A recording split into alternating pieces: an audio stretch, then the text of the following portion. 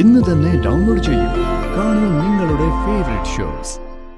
എന്നാ പിന്നെ ചോദ്യത്തിലേക്ക് കടക്കാം.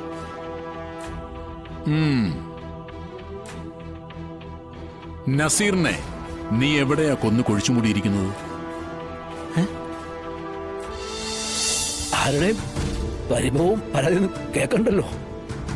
രാഘവേട്ട, അത് ശരി. അപ്പൊ ഞാൻ എന്തെങ്കിലും പറയുന്നത് നിങ്ങൾ കാര്യമായിട്ട് എടുത്തോണ്ടിരിക്കുക? അല്ലെങ്കിലും എനിക്കറിയാം, ഞാൻ ഈ ചെയ്യുന്നതും കഷ്ടപ്പെടുന്ന ഒക്കെ വെറുതെയാ. എത്ര കഷ്ടപ്പെട്ട് ജോലി കഴിഞ്ഞു വന്നാലും സന്തോഷത്തോടെ ഒന്ന് കിടന്നുറങ്ങാൻ എനിക്ക് യോഗമില്ല. എന്തെങ്കിലുമൊക്കെ മനസ്സിന് ബുദ്ധിമുട്ടുണ്ടാക്കുന്ന കാര്യങ്ങൾ ആരെങ്കിലും ആയിട്ടൊക്കെ അങ്ങ് പറയും. ഭാമേ, പക്ഷെ ഞാൻ ഭാമയോട് പറയാമെന്ന കാര്യമുണ്ടല്ലോ, അത് സന്തോഷം തരുന്ന കാര്യമായിരുന്നു. പക്ഷെ അതെന്താന്നുള്ള കാര്യമാ ഞാനങ്ങ് മറന്നുപോയേ. ഞാൻ വല്ല സൂചന തന്നായിരുന്നോ? എന്തു സൂചന? ഒരു സൂചനയും തന്നില്ല. രാഘവേട്ട, എനിക്കപ്പുറത്ത് ഒരുപാട് പണിയുണ്ട്. രാഘവേട്ടന് ചിന്തിക്കാനും മറന്നുപോയതൊക്കെ ഓർക്കാനും ഒരുപാട് സമയമുണ്ട്. സമയമില്ലാത്തത് എനിക്കാ. അതുകൊണ്ട് ആലോചിച്ചോണ്ട് ഇവിടെ തന്നെ അങ്ങ് ഇരിക്കേ. ഓർമ്മയിൽ വരികയാണെങ്കിൽ അപ്പൊ എന്നെ വിളിച്ചാ മതി കേട്ടോ. ആ,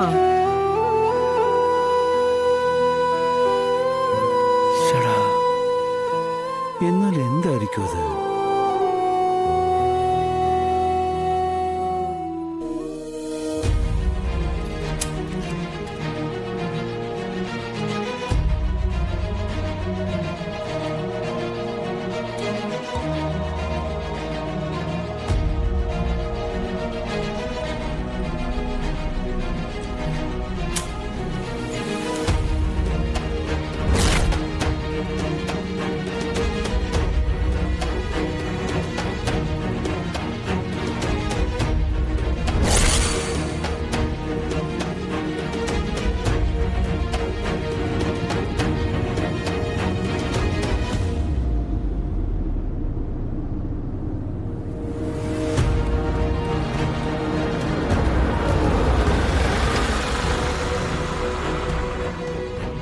അതെ, 2 മിനിറ്റ്. ഞാൻ എന്താ കാര്യം ചോദിച്ചിട്ട് വരാം. വിഷ്ണുട്ടാ, ഞാൻ അറിയാത്ത എന്തെങ്കിലും പ്രശ്നമുണ്ടോ? എന്ത് പ്രശ്നം? അതൊന്നുമില്ല, ഞാൻ പോയിട്ട് വരാം.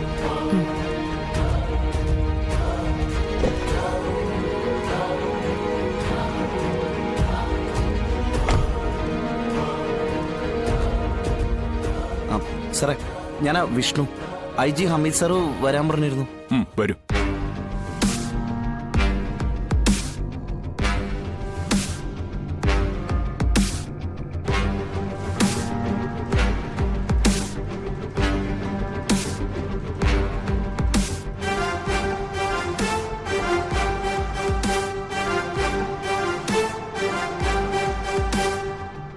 സാർ,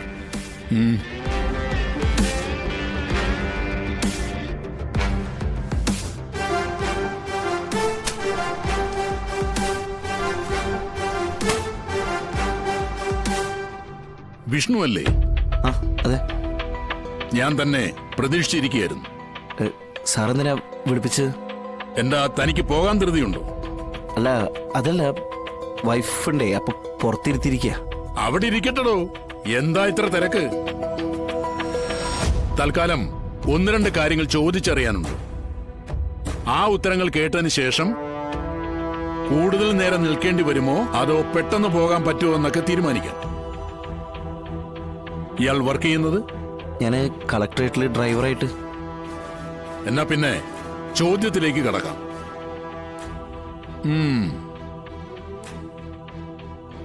നസീറിനെ നീ എവിടെയാ കൊന്നു കുഴിച്ചുമൂടിയിരിക്കുന്നത്? ഞാൻ കൊന്നോ? സാർ എന്തൊക്കെ പറയണേ? വ്യക്തമായി അന്വേഷിച്ച് നിനക്കെതിരെ തെളിവുകൾ കിട്ടിയിട്ട് തന്നെയാണ് ഞാൻ നിന്നെ വിളിപ്പിച്ചതും നിന്നെ ഇങ്ങനെ മുന്നിൽ നിർത്തിയിരിക്കുന്നത്.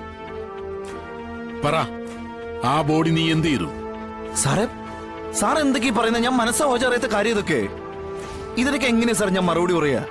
ഇങ്ങോട്ട് നീങ്ങി നിൽക്കടാ, നീങ്ങി നിൽക്കടാ.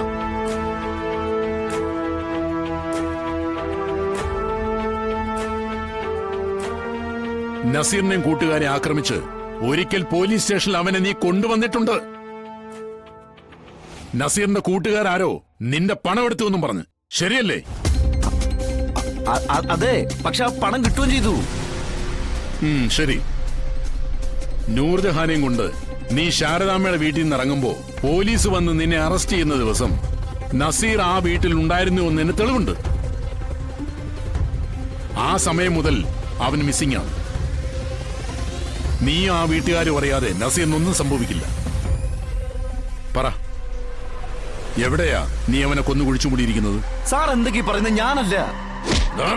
മര്യാദയ്ക്ക് പറഞ്ഞ ഞാനും മര്യാദയുടെ ഭാഷ സംസാരിക്കും, ഇല്ലെങ്കിൽ എന്റെ ഭാഷ മാറും, സംസാര രീതി മാറും. ഒരു പോലീസുകാരന്റെ യഥാർത്ഥ സ്വഭാവത്തിലേക്ക് ഞാൻ മാറും. അതിനെ ഇടവരുത്താതെ നീ ഉള്ളതുപോലെ പറയടാ. എങ്ങനെയാണ് നസീറിനെ അപായപ്പെടുത്തിയത്? സാറേ, ഞാൻ ആ സമയത്താണ് ആ വീട്ടിൽ വന്ന് കയറിയത്. അതുവരെ ഞാനും എന്റെ ഭാര്യയും കുട്ടികളും കൂടിയിട്ട് ടൂറിലായിരുന്നു. നീ എന്താടാ കളിക്കുക?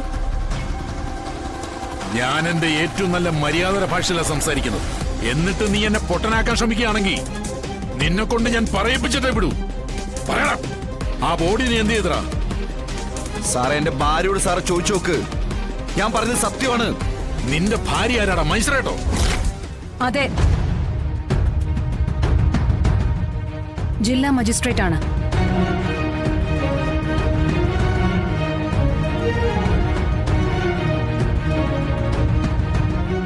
ശാലിനി വിഷ്ണു.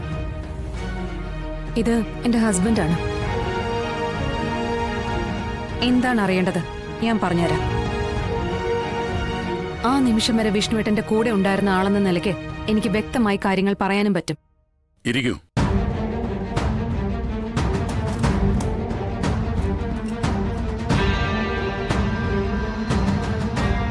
ചോദിച്ചോളൂ. നിങ്ങളുടെ സംശയം തീർത്തു തരേണ്ടതും എന്റെ ഭർത്താവ് നിരപരാധിയാണെന്ന് തെളിയിക്കേണ്ടതും എന്റെ ഉത്തരവാദിത്വമാണ്. ചോദിച്ചോളൂ, എന്താ അറിയേണ്ടത്? അബൂബക്കറിന്റെ മകൻ നസീർ അന്നേ ദിവസം കുടുംബശ്രീ ഹോട്ടൽ നടത്തുന്ന ശാരദയുടെ വീട്ടിൽ വന്നിട്ടുണ്ടെന്ന് അബൂബക്കറിന് വന്ന ഫോൺ കോളിൽ നിന്ന് മനസ്സിലാക്കാവുന്നതാണ്. പക്ഷേ പിന്നീട് ഈ നസീറിനെ കുറിച്ച് ഒരു അറിവുമില്ല. ഫോൺ സ്വിച്ച് ഓഫാണ്. വിഷ്ണുവിനെ ആ രാത്രിയിൽ ആ വീട്ടിൽ നിന്നുമാണ് നൂർജഹാനോടൊപ്പം അറസ്റ്റ് ചെയ്യുന്നത്. നൂർജഹാനെ രക്ഷിക്കാൻ വന്ന വിഷ്ണു നസീറുമായി വാക്കുതർക്കത്തിൽ ഏർപ്പെട്ട് നസീർ മരണപ്പെട്ടു. അങ്ങനെ ഒരു സംഭവം അവിടെ നടന്നിട്ടുണ്ടായിരിക്കും എന്ന് തന്നെയാണ് പോലീസിന്റെ നിഗമനം. ആ നിഗമനം തെറ്റാണെന്ന് തെളിയിക്കാൻ പൊന്മുടിയിലെ ഒരു ഹോസ്പിറ്റലിലെ CCTV ഫുട്ടേജ് ഞാൻ തെളിവായി കാണിക്കാം. കാരണം അത്രയും നേരം അവിടെ ഹോസ്പിറ്റൽ കോമ്പൗണ്ടിൽ എന്നോടൊപ്പം നിന്ന വിഷ്ണുവേട്ടൻ ഇവിടെ വന്നൊരു കൊലപാതകം നടത്തി ആ ബോഡി കുഴിച്ചിട്ടു എന്നൊക്കെ പറഞ്ഞ ഒരു കോടതിയും വിശ്വസിക്കില്ല.